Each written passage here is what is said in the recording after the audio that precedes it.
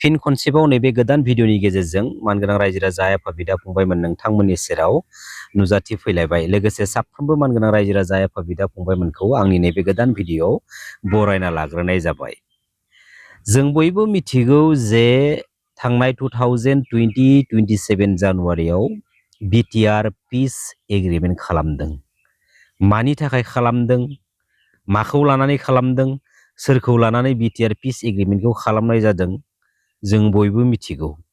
जे एनडिएफबिनि ए two Z जेंना जेथोफोरखौ सुस्रांना होनायनि थांखिजों बिटिआर पिस एग्रिमेन्टखौ खालामनाय जादोंमोन। आरो सरासनस्रायै मोनसे बिग्रायारि हानजाखौ लानानैसो मोनसे पिस एग्रिमेन्ट बा पिस एकर्ड खालामनाय जायो। आरो जाय बिग्रायारि हानजाखौ लानानै मोनसे पिस एकर्ड पिस एग्रिमेन्ट खालामनाय जायो, बै पिस एकर्ड पिस एग्रिमेन्टनि गेजेरजोंनो बै बिग्रायारि हानजानि गासैबो नांनानै थानाय जेंना जेथो दाय दन्द'फोरा उइड्रल जाजोबो। नांनानै थानाय केसफोराबो लासै लासैनो जोबस्रांलांजोबो। नाथाय मानगोनां एनडिएफबि ब्रादार्समोनखौ लानानै बानायनाय 2027 जानुवारिनि जा बिटिआर पिस एग्रिमेन्ट, बे बिटिआर पिस एग्रिमेन्टनि 9.4 क्लसाव हाइनियास आरो नन हाइनियास मोननै बाहागोआव दायखौ बाहागो खालामनानै मानगोनां एनडिएफबि ब्रादार्समोननि मुङाव दोनफिननाय जों दिनै नुनो मोनदों। हाइनियास आरो नन हाइनियास। आरो लोगोसे बिटिआर पिस एग्रिमेन्टनि एमअएसनि हेडिं लाइनाव comprehensive and final solution to their demands while keeping intact the territorial integrity of the state of Assam। दा दिनै बे माखासे बाथ्राखौ बुंनो थाङोब्ला मायबा मोनसे पलिटिकेल पार्टिनि सापर्टिं रलाव लानानै बाथ्रा बुंनाय बायदि गोबां जोंनि बर' हारिनि बर' सुबुंफ्रानो नेगेटिभ लाइनाव कमेन्ट शेयार खालामो। नाथाय बे माखासे बाथ्राफोरखौ लानानै एक्चुअलि बर'नि साफ्रोम बर' फिसाफ्रानो सोंथि खालामनो गोनां बा सावरायनो गोनां जोबोद आद्रा जानानै दङ। दिनै 2003-10 फेब्रुवारि बिटिसि एकर्डनि गेजेरजों गासै बिएलटि ब्रादार्सफोरनि मुङाव नांनानै थानाय दाय दन्द'फोरा बा बिसोरनि मुङाव नांनानै थानाय बै केसफोरा जुदि बिटिसि पिस एकर्डनि गेजेरजों उइड्रल जायाबा, बे बिटिसि एकर्डआव सिगनेचार खालामा होननानै जुदि सेन्ट्रेल आरो स्टेट गभर्नमेन्टखौ गोख्रोङै दाबि खालामदोंमोनब्ला, थिग बेफोरबायदिनो बे 2027 जानुवारि बिटिआर पिस एग्रिमेन्टनि गेजेरजों जायफोर बर'नि लिडार्स दैदेनगिरिफ्रा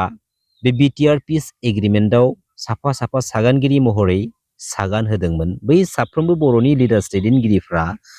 बिखा बुनानै बुंनो हानांगौमोन जे बे बिटिआर पिस एग्रिमेन्टनि गेजेरजोंनो एनडिएफबिनि गासैबो जेंना जेथोफ्रा जुदि सुस्रांजायाब्ला, लोगोसे जोबथेसालियाव दिनैसिमबो थानांनाय बै एनडिएफबिनि फाउन्डार मानगोनां रन्जन दैमारि सारजों लोगोसे जेसेबांखिनि एनडिएफबि जोहोलावफोरा जोबथेसालियाव थानांदों, बै गासैबो बे बिटिआर पिस एग्रिमेन्टनि गेजेरजों जुदि उदां जायाब्ला, उदां खालामजायाब्ला, बे बिटिआर पिस एग्रिमेन्टआव जोङो सिगनेचार खालामा, साइन खालामा, बेफोरबायदि गोख्रों रावजों सेन्ट्रेल आरो स्टेट गभर्नमेन्टनि सेराव बुंनो हानांगौमोन। नाथाय बेराफारसेथिं बै मानगोनां एनडिएफबि ब्रादार्समोननि मुङावनो हाइनियास आरो नन हाइनियास दायखौ मोननै बाहागोआव बाहागो लानानै मोनसे दफानि गेजेरजों रोखा लिरनानै लाना फैनाय जादों। अब्ला दिनैयो बिटिआर पिस एग्रिमेन्ट खालामनायनि मिनिङा आबुं महर मोनदों नामा? बेराफारसेथिं comprehensive and final solution to their demands while keeping intact the territorial integrity of the state of Assam। बिमा रावाव बेखौनो जों बेरखांनाय दिनै नुनो मोनदों जे बे आसाम स्टेटआ जाखिनि मेप बाउन्डारि, जाखिनि सिमाखौ लानानै आसाम स्टेट महर मोनदों, बै दाजाखानानै थिनानै दोनखानाय आसाम स्टेटनि मेप बाउन्डारिफोरखौ जों जेबो एसेबो खहा खालामालासेनो जोंबो बे आसाम स्टेटआवनो मिलि जुलि रंजा बाजायै गोरोबना थानोसै होननाय माखासे बाथ्राखौ दिनै बेरखांनाय नुनो मोनदों। अब्ला बेवहाय नैबे मोनसे सोंथिया बेरखाङो जे जोंनि बर' हारिनि साफ्रोमबो बर' फिसाफोरा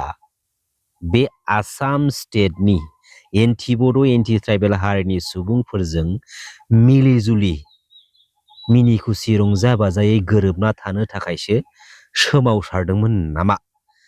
जाय बर' हारिनि सोमावसारनायाव दिनै 5,000निबो बांसिन बर' फिसाफ्रा गावबागावनि बेसेन गोसा जिउखौ दिनैयो बर' हारिनि उदांस्रिनि थांखिखौ लानानै दावहा नांनो थांनायाव दिनैयो जिउ बावसोमलांबाय। दिनै 20,000निबो बर' फिसाफ्रा जोंनि बर' हारिखौ उदांस्रि खालामनो थांनानै दावहा नांहैनायावनो दिनैयो जोबथेसालियाव थानांबाय। अब्ला बै जिउ खोमानांनाय बर'नि बिर जोहोलाव जोहोलावजोफोर जोबथेसालियाव थानांनाय बै बर'नि बिर जोहोलाव जोहोलावजोफोरा बे बर' हारिखौ बे एन्टि बड' एन्टि ट्राइबेल हारिजों मिनि खुसि रंजा बाजायै गोरोबना थानो थाखायसो गावबागावनि बेसेन गोसा जिउखौ बर' हारिनि थाखाय दावहा नांनानै बावसोमलांदोंमोन नामा? आरो बै बर' जोहोलाव जोहोलावजोफ्रा गावबागावनि बेसेन गोसा समखौ बे गुबुन हारिजों मिलि जुलि रंजा बाजायै थानो थाखायसो बर' हारिनि थाखाय जोबथेसालियाव थादोंमोन नामा? दिनै बर'नि जेसेबांखिनि लिडार्स दैदेनगिरिफोर दङ जोंनि बर' हारिनि उदांस्रिनि थांखिजों सोमावसारनायनि बिखायाव गसंनानै दिनैयो गोबाङानो साफा साफा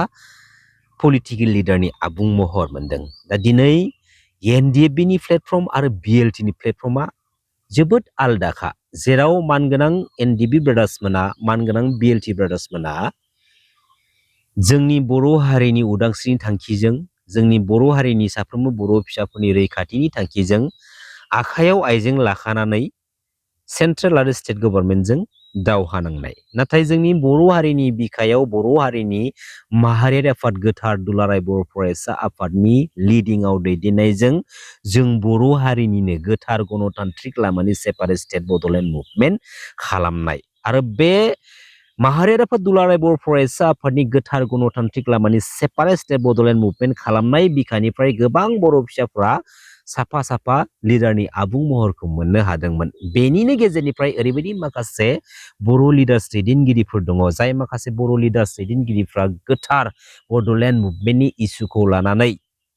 स्टेट लेभेलाव सेन्ट्रेल लेभेलाव गोबां माखासे गेदेर गेदेर मिनिस्टार मन्थ्रिफोरजों रायलायनाय माखासे सावमु सावगारिफोरखौ ससियेल मिडिया प्लेटफर्मनि गेजेरजों रायजो राजानि सिगाङाव दिन्थिबाय थादोंमोन जे बड'लेण्डनि जेंनाखौ लानानै दिल्लीयाव सावरायहैनाय, बड'लेण्डनि जेंनाखौ लानानै आसाम स्टेटनि गोबां माखासे मिनिस्टार मन्थ्रिफोरजों सावरायहैनाय माखासे सावगारिफोरखौ दिन्थिबाय थादों। दा बेवहाय सोंथिया नैबे मोनसे बेरखाङो जे जों बर' हारिनि सेपारेट स्टेट बड'लेण्ड डिमान्डनि इस्युखौ लानानै थांखिखौ लानानै बा जेंनाखौ लानानै सैथो गोसोजों गोख्रों गोसोजों बै स्टेट लेभेलनि बै सेन्ट्रेल लेभेलनि गेदेर गेदेर मन्थ्रि मिनिस्टारफोरजों जुदि सावरायहैमारनाय जामारदोंमोनब्ला जोंनि बर' हारिनि सेपारेट स्टेट बड'लेण्ड डिमान्ड खालामनायनि जोङो माबा मोनसे न' माबा मोनसे मोजां रिजाल्टखौ मोनगौमोन। नाथाय फैयै फैयै दिनैयो लाथिख', बर' हारिया लाथिख', बर' हारिखौ लाथिख' फिथाइ जाहोनानै बर'निनो माखासे सानैसो लिडार्सफ्रा गावबा गावनि माखासे पकेटखौ रोजा खालामदों, गावबा गावनि गोसो सिङाव सुजुखुमानानै दोनखुमानाय माखासे सिमां आरो थांखिफोरखौ दिनैयो जाफुंसार खालामदों।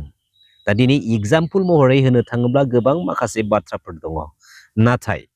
दिनैयो जोंनि बर' हारिनि जा आद्रा थानाय जा सिमां आरो थांखि, दिनैयो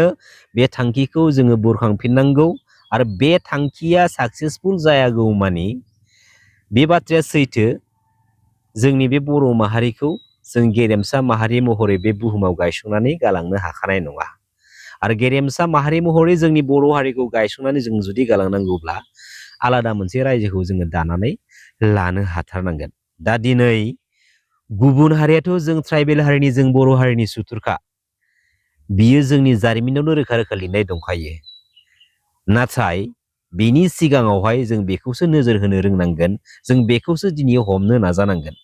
जोंनि न'खराव थानाय सुथुरासो बयनिख्रुइबो देरसिन गिख्रंथावना सुथुर जानानै फैदों। जाय जोंनि न'खराव सुथुर दङ, जोंनिनो बै सुथुर, बे सुथुरा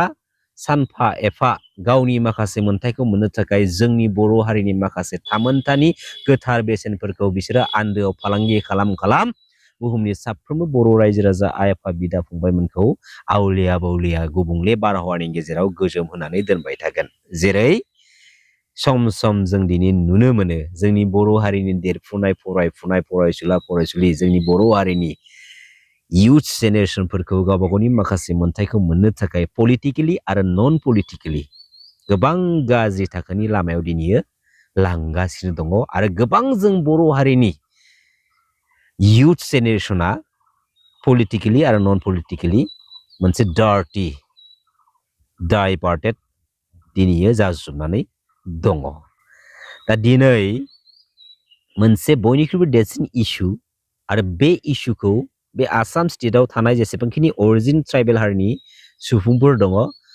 साफ्रोमबो ट्राइबेल हारिनि लिडार्स दैदेनगिरिफ्रा साफ्रोमबो ट्राइबेल हारिनि ट्राइबेल फिसाफोरा इउनाइटेडलि जों मोनसे आवाज दिखांनांगोन। जोंना समा ओरैनो बेसेबांबा गोलाव सम बेकार जालांखाबाय बे इस्युनि बाथ्राखौ जों दाबि दैखाङैया आरो बे इस्युआनो जाहैबाय मा जे ट्राइबेल बेल्ट्स एन्ड ब्लक्स जाय ट्राइबेल बेल्ट्स एन्ड ब्लक्सनि हायाव गोबां बिघा हायाव दिनैयो 6 लाख बिघानिबो बांसिन हाफोराव नन ट्राइबेल हारिनि सुबुंफोरा दखल खालामनानै दङ आरो ट्राइबेल बेल्ट्स एन्ड ब्लक्सनि हाखौ दखल खालामनानै थाग्रा नन ट्राइबेल हारिनि सुबुंफोरा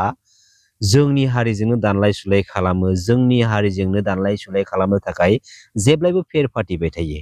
आरो बेराफारसेथिं जों ट्राइबेल हारिनि जों बर' हारिनि बिमा माहारिफोरखौ गाज्रि नोजोरजों नायनाय जिनाहारि खालामनानै फोथैनाय नंखाय मोनसे मोजां मोनफ्लानायनि लैथोआव गब'होनानै जोंनि ट्राइबेल हारिनि जोंनि बर' हारिनि बिमा माहारिफोरखौ लानानै खारनाय दोनखारलांनाय बेफोरबायदि गोबां माखासे जाथायफोरा दिनैसिमबो सोमजिदों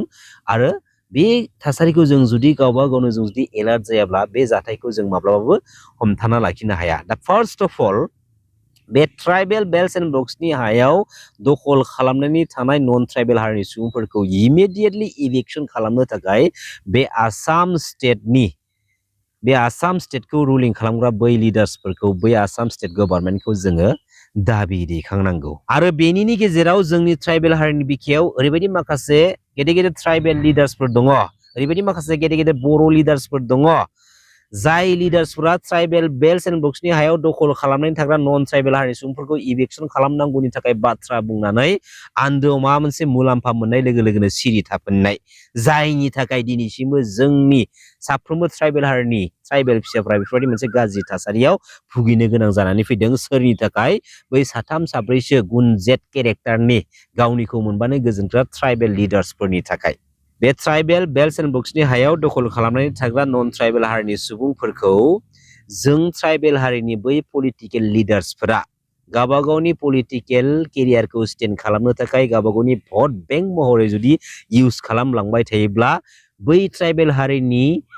लिडार्सफोरनि लाइफआल' मोनसे लाक्जारि लाइफ स्टेजाव थागोन नाथाय फैबाय थानाय समाव जाय ट्राइबेल हारिनि लिडार्सफोरा ट्राइबेल बेल्ट्स एन्ड ब्लक्सनि हायाव दखल खालामनानै थाग्रा नन ट्राइबेल हारिनि सुबुंफोरखौ भट बेंक महरै बाहायनो थाखाय थांखि आरो सिमां सुजुखुमादों बै साफ्रोमबो ट्राइबेल लिडार्सफोरनि थाखायनो जों गासै ट्राइबेल हारिनि ट्राइबेल फिसाफोरा फैबाय थानाय जोबोद खम समनि गेजेराव